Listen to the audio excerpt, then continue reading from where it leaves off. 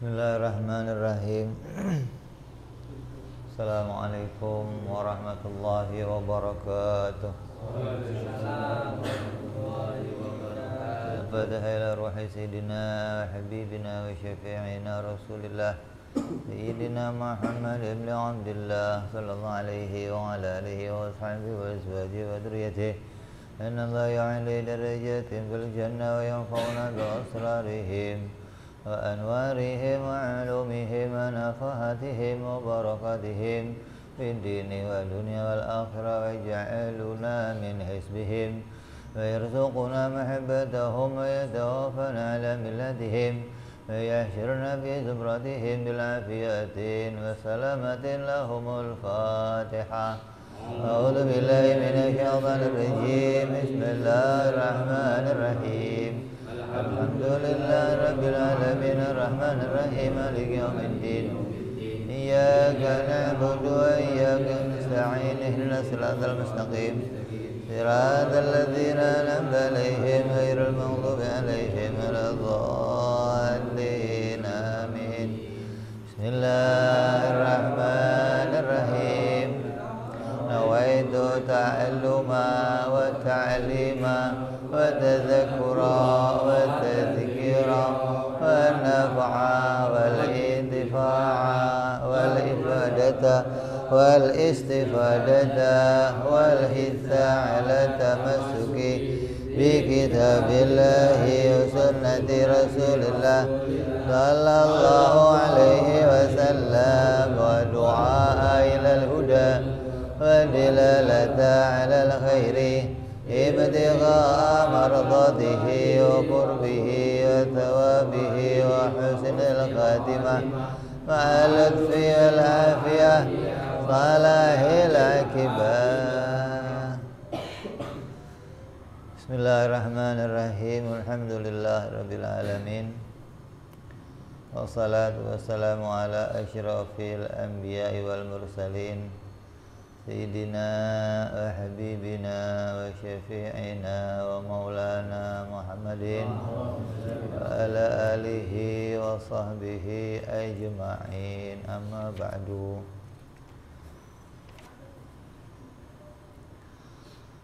Qala musanniful kitab rahimahullah nafa'ana bihi wa bi'ulumi fid darain. Allahumma aftah qulubana futuhal arifin wa bihikmatika wansur alaina birahmatika ya arhamar rahimin. Sampai apa kita?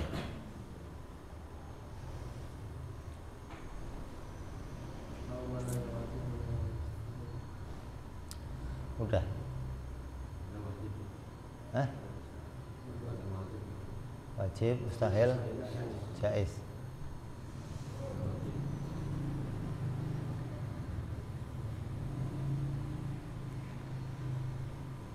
Kita sudah membahas tentang pengertian hukum akal ya.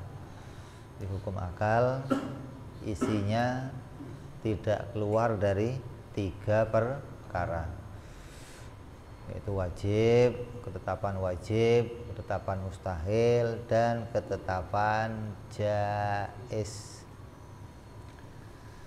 Kenapa kita harus ngerti wajib, mustahil, jaiz? Karena untuk mengenal Allah, untuk mengetahui Allah, maka kita harus melalui batasan ini. Kalau nggak lewat batasan ini, kita nggak bisa mengenali Allah Subhanahu wa ta'ala. Jadi ulama itu menuntun kita betul-betul jangan sampai salah mengenali Allah, jangan sampai berlebihan dalam mengenali Allah, jangan sampai tidak sampai mengetahui hak-haknya Allah. Maka diberi batasan yang sangat kuat. Maka dengan batasan ini akan sangat jelas sekali ketika kita mengenali Allah Subhanahu wa ta'ala. Jadi intinya sih mengenal Allah. Tugasnya itu mengetahui Allah. Karena perintahnya Al-Quran, fa'lam Annahu la ilaha illallah. Itu perintahnya. Bukan cuman mantep, bukan. Bukan cuman yakin, bukan, tapi mengetahui. Lah, batasan mengetahuinya apa? Nah, kalau ilmu kan ada batasannya. Maka batasan mengetahuinya adalah sebatas wajib, mustahil, jaiz. Wajib apa kemarin? Suatu yang tidak menerima tiada, suatu yang tidak pernah tiada.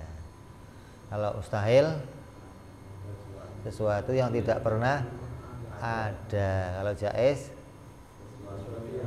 itu yang boleh ada. Maka pakai ini sebagai wiritan. Wajib sesuatu yang tidak pernah tiada, mustahil sesuatu yang tidak pernah ada, jaiz sesuatu yang boleh ada boleh tiada. Sehari 1000 kali gitu loh, biar ngelotok kepala kamu. Kalau rambutan itu ngelotok katanya. Jadi untuk mengenal Allah harus melalui batasan ini. Lalu ada kita masuk dalam adapun sebagian yang wajib bagi zatnya Allah, itu ada 20 sifat. Dan adapun sebagian sifat yang mustahil, jauh dari zatnya Allah, itu ada 20 juga. Yang wajib bagi Allah ada 20, yang mustahil ada. Tapi dikatakan di sini adapun sebagian. Sebagian sifat yang wajib bagi Allah itu 20. Kok sebagian? Emang sifatnya Allah ada berapa? Tidak terbatas. Gitu loh.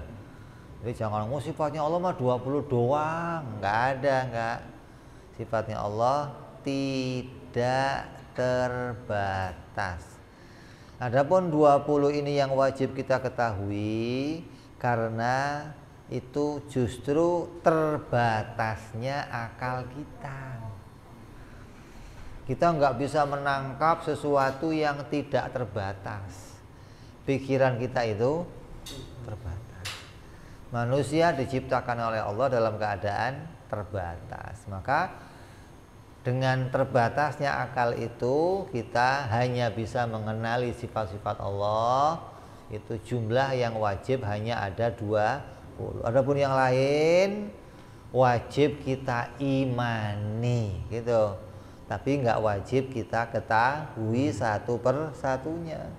Cukup kita ketahui bahwa Allah bersifat dengan semua sifat-sifat sempurna gitu, bahwa Allah itu adalah zat yang bersifat dengan semua sifat yang sempurna. Saya mau nanya, sifat sempurna yang bagaimana? Sifat yang sempurna itu yang bagaimana? Pas gitu.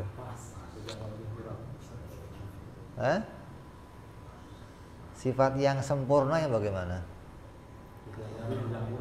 Sifat yang sempurna itu sifat yang layak dipuji. Namanya sifatnya sempurna. Kebalikannya apa? Kebalikannya apa? Cacat. Itu. Enggak sempurna itu apa? Lagi kurang sempurna itu apa? Lagi itu dong. Lah sifat yang kurang sempurna, enggak sempurna atau cacat, itu sifat yang tidak layak dipuji. Coba ada enggak orang cacat dipuji? ini hebat loh cacatnya. Oh cacat kok hebat? Hah?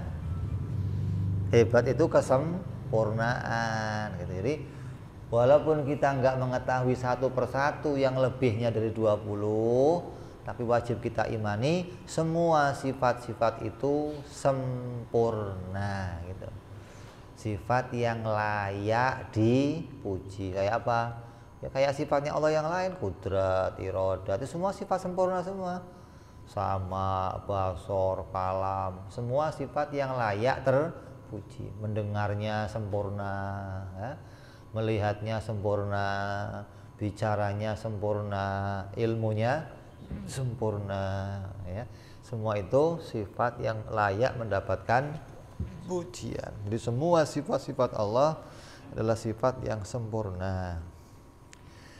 Nah yang mustahil juga ada 20. Apa itu mustahil? Yang tidak akan pernah ada pada dirinya Allah. Apa cuma 20? Enggak, di sini juga dikatakan adapun sebagian sifat yang emangnya berapa yang mustahil? Sama juga tidak terbatas. Nah, sifat yang mustahil yang tidak terbatas maknanya apa? Mustahil Allah bersifat dengan sifat yang tidak sempurna gitu. Mustahil Allah bersifat dengan sifat yang cacat, yang tidak terbatas. Jadi semua apapun yang nggak sempurna itu nggak bisa kita sifatkan kepada Allah Subhanahu wa Ta'ala. Karena semua sifat-sifat Allah adalah sifat yang sempurna. Jadi kalau ada yang nanya, memangnya sifatnya Allah itu cuma 20 Beb? Ya enggak. Mana buktinya sifatnya 20 Beb? Di Quran enggak ada. Dalam hadis enggak ada. Wajib iman 20 sifat enggak. Ini ijma'nya para ulama. Karena kamu di dalam ilmu fikih juga belajar tentang rukun-rukun sholat. Ada berapa rukun sholat?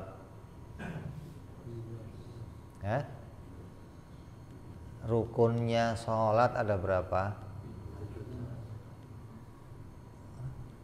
Berapa? 14. Nanti berapa? 17. Nanti berapa? 20. Berapa? 23. Ini berapa? Lo kayak buat listrik aja lo, kayak lampu udah 23, 18, 17. Itu juga beda-beda antara pendapat ulama. Ada yang mengatakan 13, oh berarti tumak ninahnya diringkas. Oh 17, berarti tumak ninahnya masing-masing. Ada yang mengatakan 18 ditambah dengan khusyuk, ditambah dengan yang lain-lain. Ini lah, itu emang ada hadisnya dari Nabi, sholat dengan rukun sekian ada? Ya nggak ada hadisnya. Di Quran juga nggak ada. Terus kalau diputuskan 17 bagaimana? Itu ijma'nya para ulama.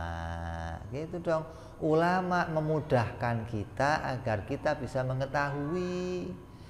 Kalau ulama nggak ngasih batasan ini, kamu sulit untuk mengetahui rukun-rukun sholat. Kata Nabi, shollu kama ra'aitumuni usolli. Sholatlah kamu kayak saya sholat. Lah, Nabi sholat, ya kelihatan tuh sahabat ngelihat semua. Ada takbir, ada ngangkat tangan, ada baca iftitah, ada baca ta'awud, ada baca al-fatihah, ada amin, ada baca surat, ada ruku. Terus yang wajib diantara yang Nabi kerjakan yang mana? Yang sunnah yang mana? Kan nggak ngerti. Kalau cuma lihat Nabi sholat, apa semua yang Nabi kerjakan wajib semua? Kan nggak ada yang sunnah, ada yang wajib. Artinya yang kalau kita tinggalkan sholatnya nggak sah. Ada yang kalau kita tinggalkan sholatnya nggak apa-apa. Makanya ada madhab Allahu Akbar, tangannya lurus, nggak pakai. Kenapa? Sedekap hukumnya sunnah. Nah, kalau nggak ngerti ini gimana? Oh batal nih sholatnya, nggak sedekap. Nabi aja sedekap. Dah hukumnya sedekap apa? Hukumnya sunnah. Hingga kalau kita nggak tahu batasan itu, nanti nggak ngerti mana yang wajib, mana yang sunnah. Lah kita dapat itu dari mana? Ulama. Begitupun ini 20 sifat yang wajib bagi Allah. Ada yang mengatakannya 12. Ada yang mengatakan 13. Ada yang mengatakan 20. Kok beda-beda? Itu ulama memberikan pendapatnya masing-masing, tapi batasan itulah yang wajib kita ketahui. Mau ikut yang 13 boleh, mau ikut yang 12 boleh, mau ikut yang 20 boleh. Kenapa? Yang penting masih menetapkan ada sifat-sifat yang wajib diketahui pada Allah. Oh Allah mah nggak ada sifat yang wajib. Kenal Allah cukup pakai nama-namanya. Wah ini repot nih. Kenal Allah nggak bisa pakai namanya, nggak bisa. Harus pakai wajib, mustahil, jaiz. Dan ini dimiliki, dipahami oleh semua akal sedunia. Pahamnya begini. Jangan kamu anggap yang paham begini apa akal kita doang, Beb. Enggak, sedunia akalnya harus sama begini. Kamu ketemu ulama dari Mesir, ketemu ulama dari Afrika, dari Arab, ya begini cara pikirnya. Mengetahui mana yang wajib pada Allah, mustahil pada Allah, yang jaiz pada Allah. Maka beruntung kalau akal kita masih difahamkan oleh Allah dengan yang wajib, yang mustahil, dan yang jaiz.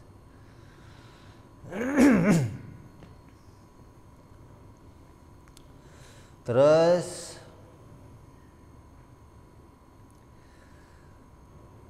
inilah rupanya sifat-sifat Allah yang 20 yang wajib. Yang pertama yaitu sifat wujud. Wajib Allah bersifat wujud. Wujud artinya apa?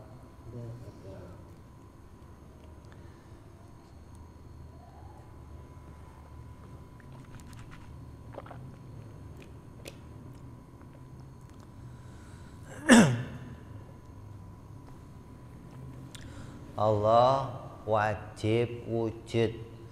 Maknanya Allah wajib ada. Wujud itu bahasa Arab. Bahasa Indonesianya apa? Ada. Jawanya ono. Sundanya apa? Ayak.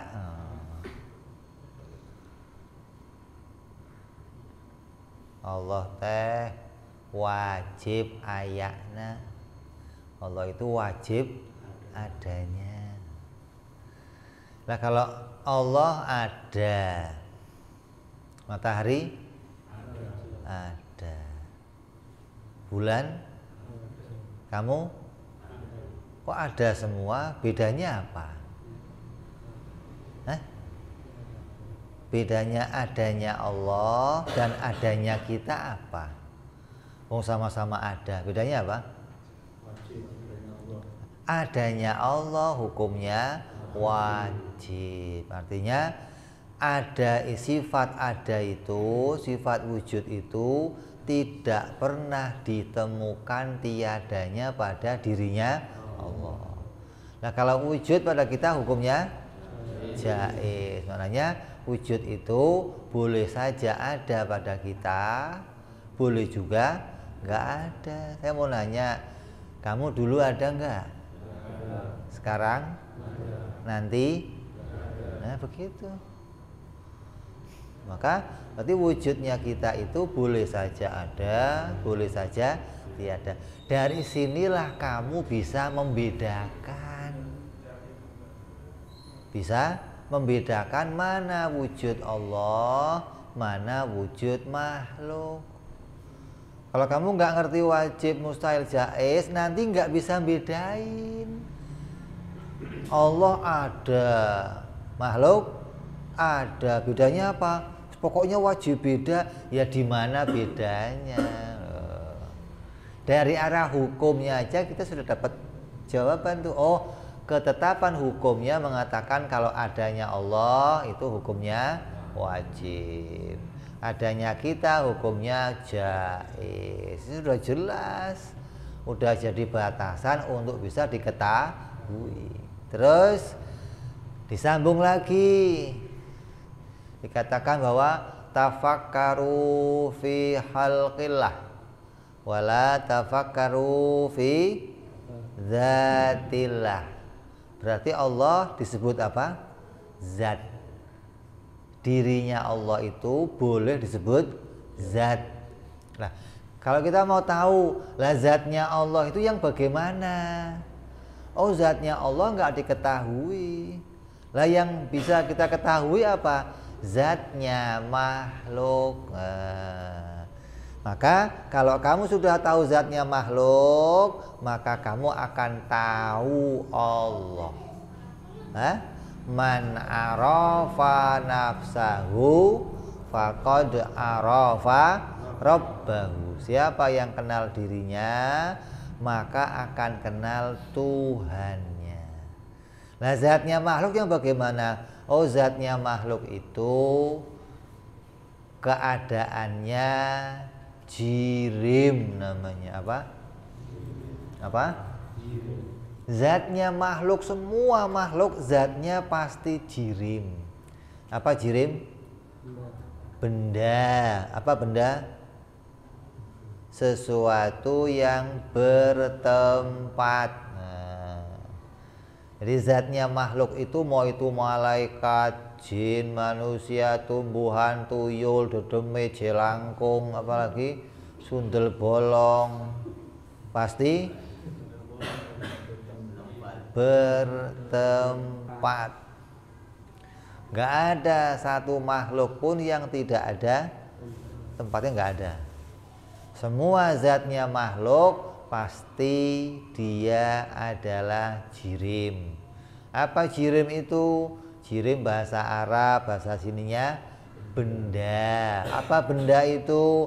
Benda itu sesuatu yang terbatas pada satu ruangan.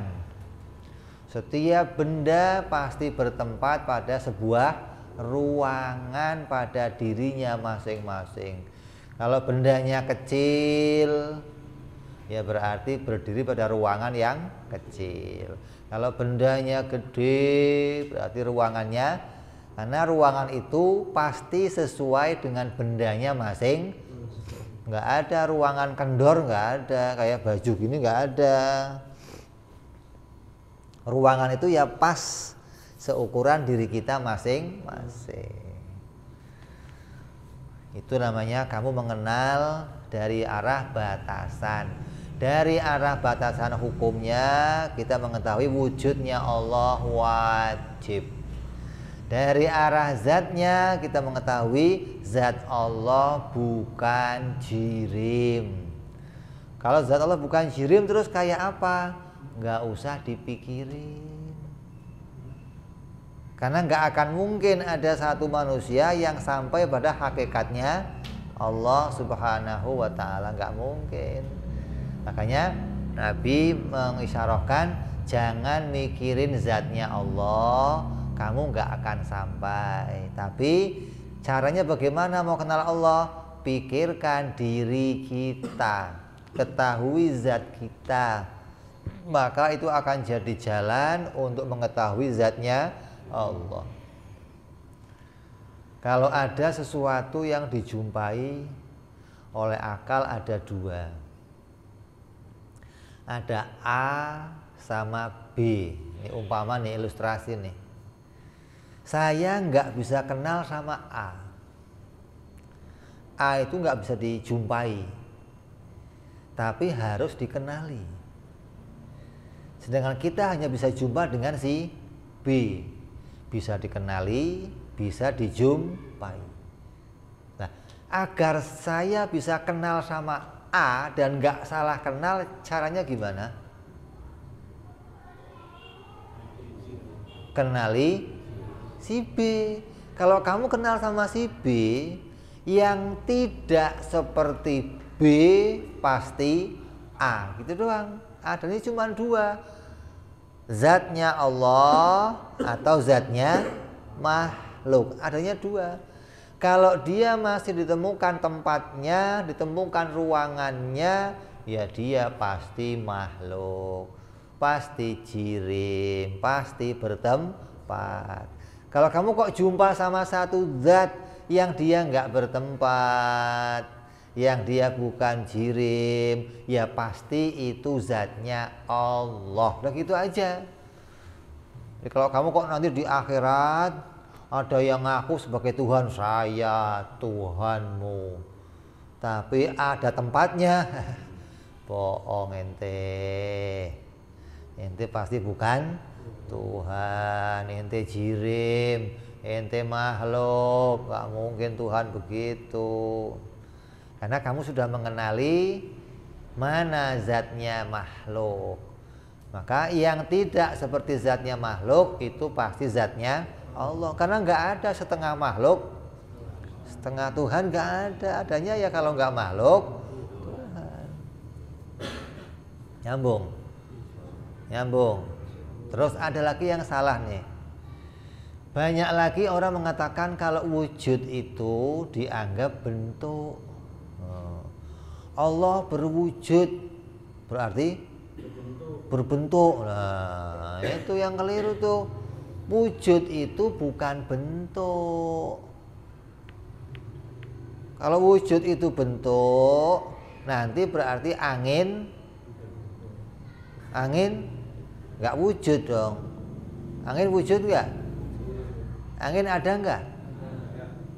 Kalau nggak ada, sini deket-deket saya, tak kentutin kamu, biar tahu kalau kentut itu ada. Jadi wujud itu bukan bentuk. Jangan diartikan, oh Allah itu nggak wujud. Kenapa? Karena Allah nggak berbentuk. Salah ngomong itu yang begitu. Bukan nggak berwujud. Maknanya Allah bukan jirim gitu. Wujudnya Allah bukan seperti wujud jirim. Bukan Allah nggak berwujud, salah. Allah wajib wujud gitu mestinya. Yang kita kenali tiap hari, wah Allah wujud kidam bako, kan wajibul wujud. Maknanya bukan wajib berbentuk, tapi Allah wajib adanya. Lah ada itu dimaknai apa? Ada itu dimaknai sesuatu yang bisa ditemukan, gitu aja. Yang bisa ditemukan oleh akal, maka oleh akal sesuatu itu disebut ada. Bisa dilihat, bisa dikenali, bisa dijumpai, bisa dipahami. Maka sesuatu yang demikian pada keadaannya Allah, maka disebut dia adalah sesuatu yang ada. Lah, kalau kita katakan begini,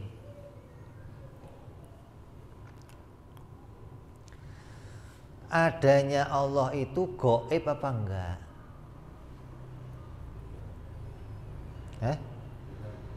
Allah itu adanya gaib enggak? Gaib itu apa? Gaib itu apa? Tidak terlihat. Gaib apa? terhalang. Berarti barang kamu gaib dong.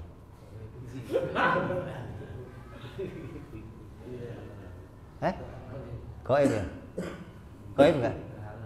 Berarti barang kamu gaib dong. Gaib nggak? Istri kamu gaib juga dong. Ya, dari sini nggak kelihatan sih. Jadi gaib itu apa? Apa? Gaib itu tidak bisa dideteksi. Itu namanya gaib. Bisa diketahui, tapi nggak bisa dideteksi. Contohnya apa? Malaikat, angin kok nggak bisa dideteksi? Malaikat gitu. Coba cariin alat pendeteksi malaikat coba. Ada nggak? Azab kubur. Bisa kamu kasih alat untuk deteksi orang yang diadab di kubur, bisa? Nggak bisa. Maka namanya apa itu? Gaib. Sesuatu yang oleh Allah disembunyikan gitu. Kalau Allah menyembunyikan, ente kok mau nyari bisa? Alay sampai pikun ente.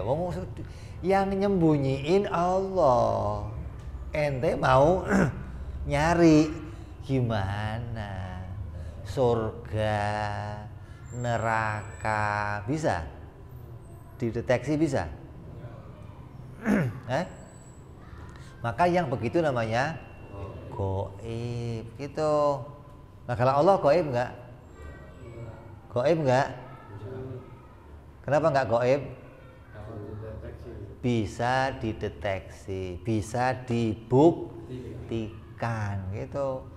Kalau azab kubur nggak bisa dibuktikan, dideteksi yang nggak bisa, dibuktikan nggak bisa. Coba ente kasih mic, kasih kamera, kasih CCTV di situ, bisa kelihatan? Ya anteng aja di situ. Lah, kalau barang gaib itu keadaannya demikian. Lah kalau sesuatu yang bisa dibuktikan maka dia nggak gaib. Ente punya jantung, gaib nggak? Gaib nggak? Jantung kamu gaib nggak? Gaib? Enggak. Kenapa enggak? Bisa deteksi. Bisa dibuktikan. Barang kamu gaib enggak?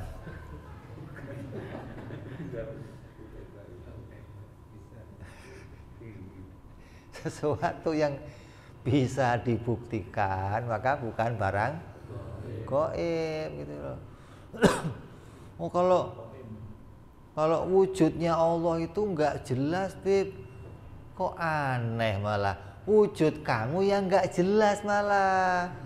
Wujudnya Allah jelas. Kenapa? Allah itu wajib wujud.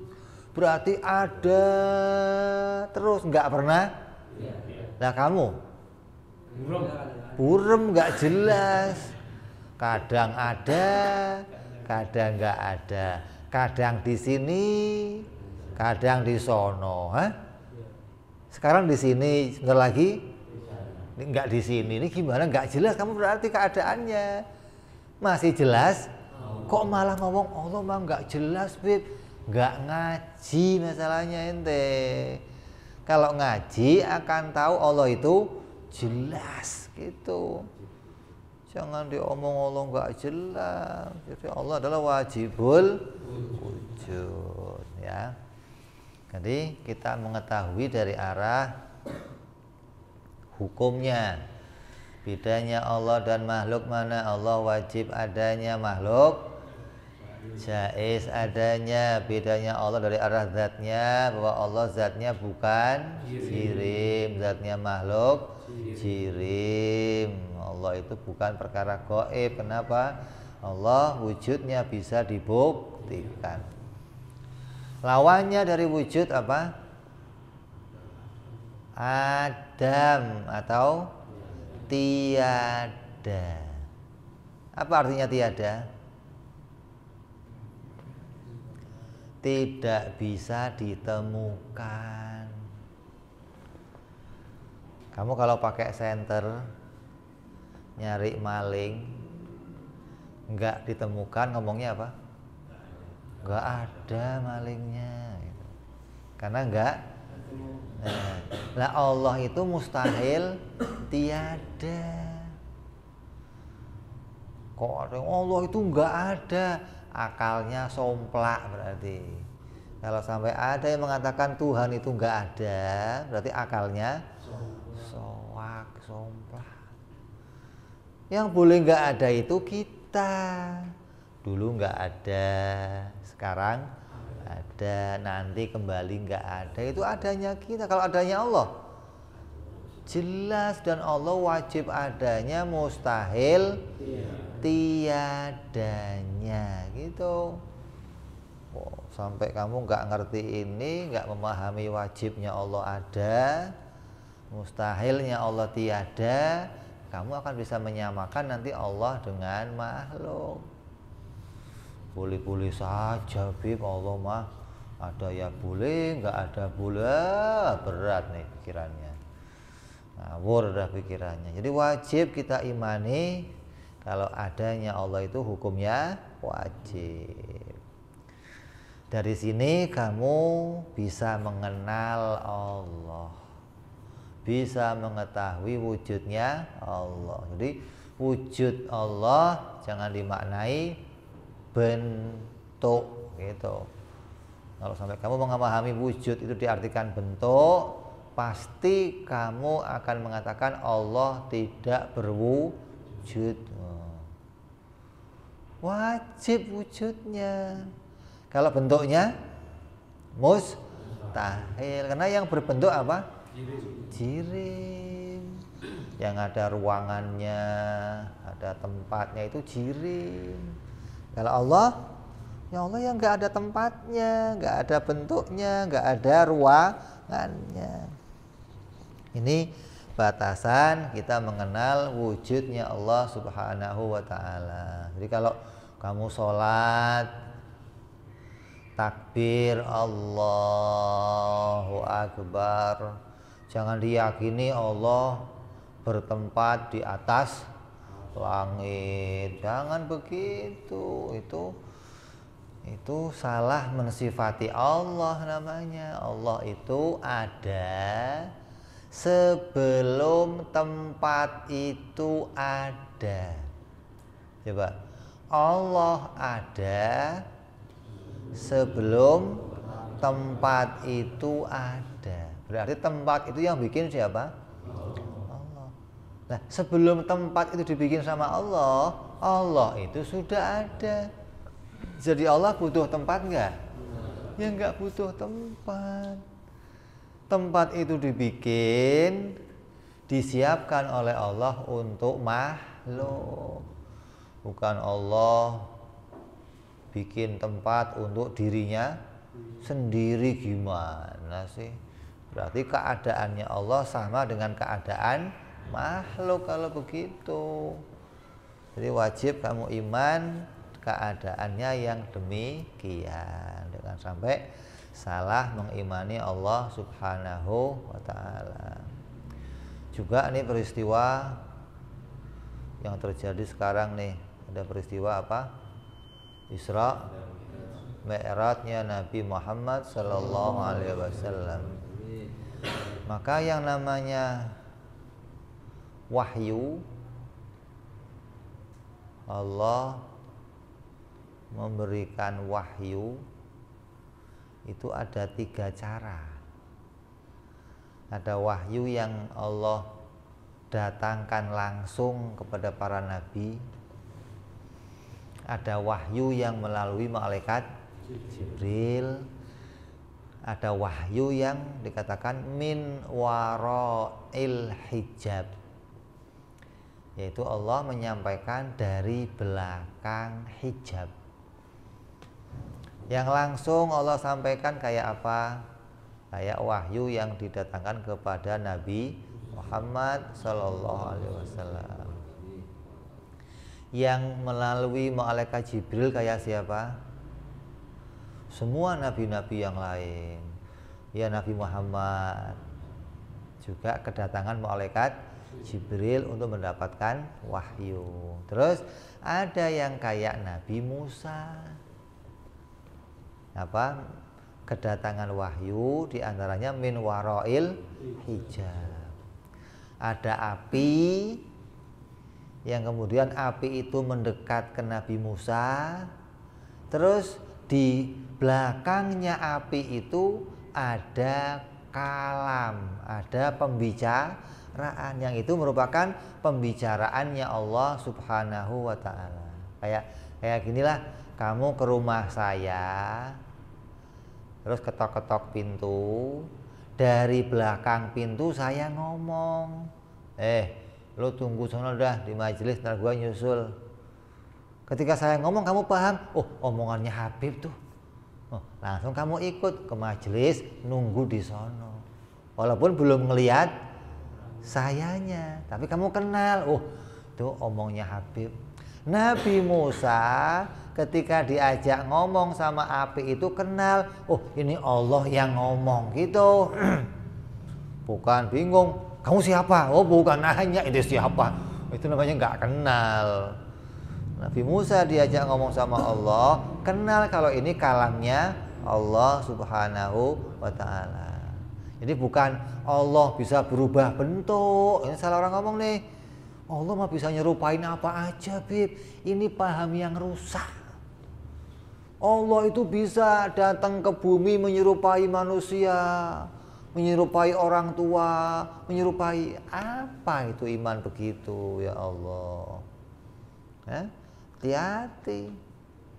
Oh itu buktinya di Quran, waktu ketemu Nabi Musa Allah menyerupai seperti api. Oh bukan begitu.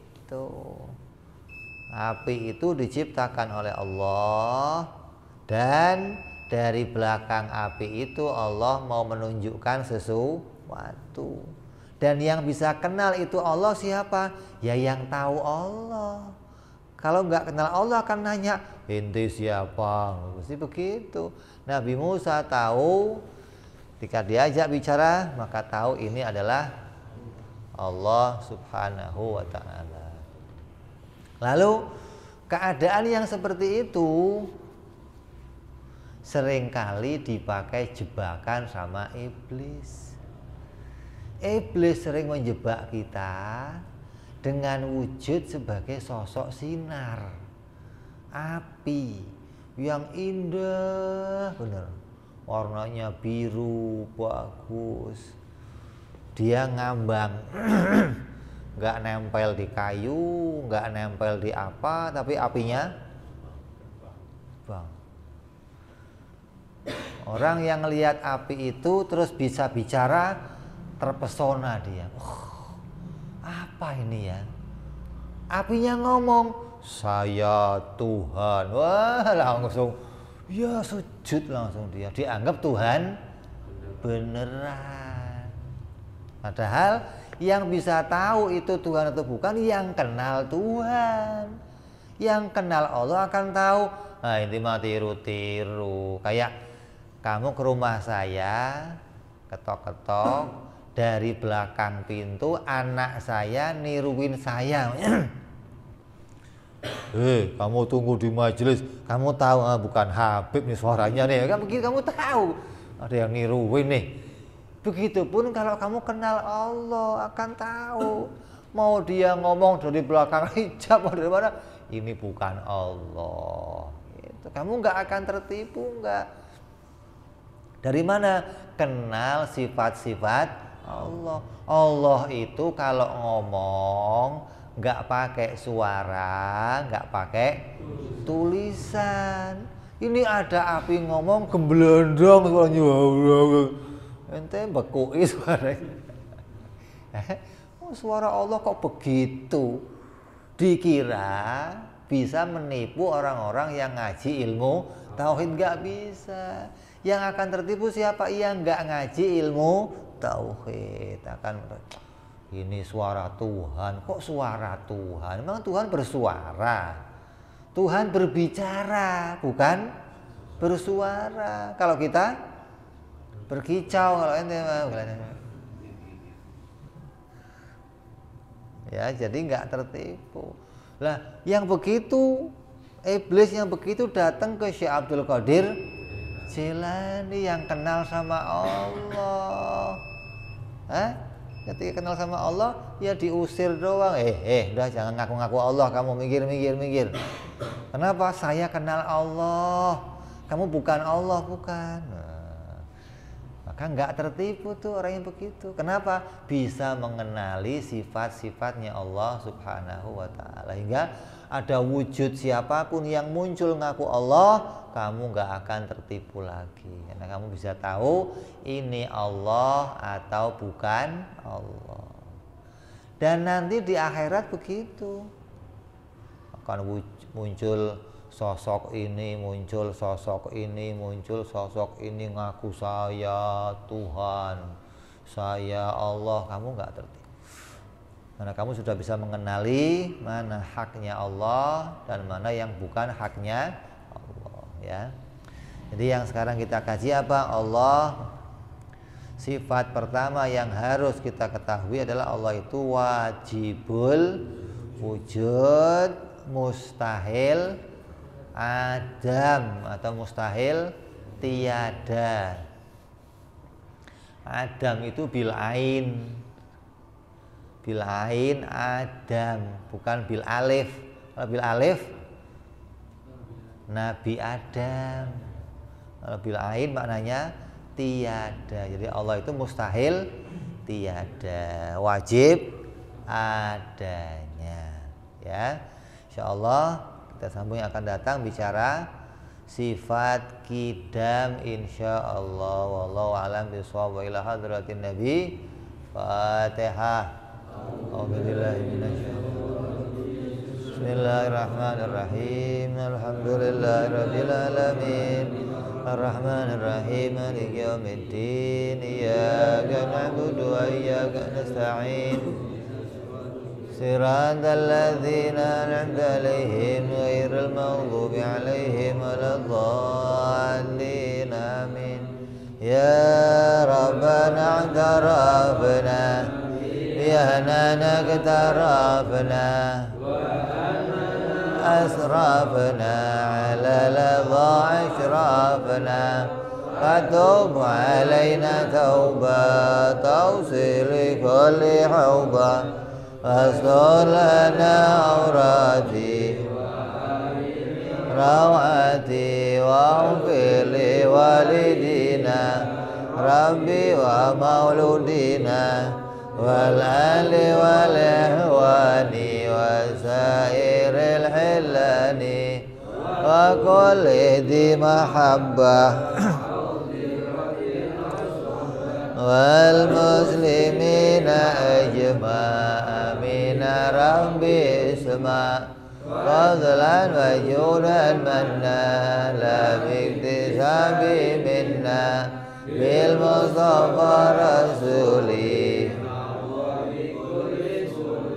صلى وسلم ربي عند الحبي وآله وصحبه تحسي صحبي والحمد لله بالبدء والتناهي سبحان ربك رب العزة عما يصفون سلام على المرسلين والحمد لله رب العالمين.